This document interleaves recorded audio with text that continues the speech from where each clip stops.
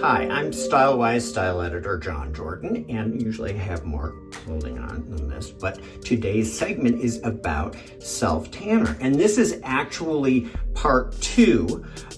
So please go back and look at part 1 because I have all kinds of tips and tricks, and just as a frame of reference, that's the guy that started out with without any self-tanner, probably a little bit of a blue cast on this still photo, but trust me, I was pale.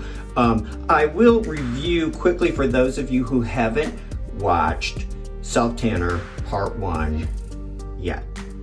The product we used was Tanned AF by B-Tan.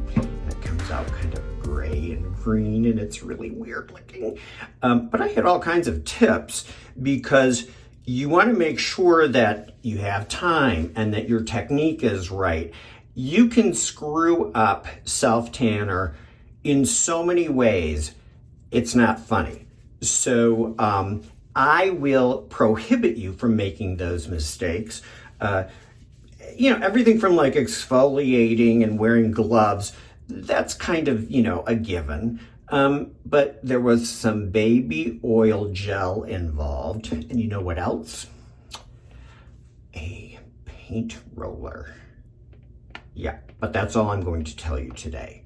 So promise me that you'll go back and watch Self-Tanner Part 1. Thanks for tuning in to StyleWise today. And as always, please subscribe, please leave a comment, and please tan safely. And that means fake, but you don't want it to look fake. Hey, please subscribe and let's continue the conversation. I want to know what you think.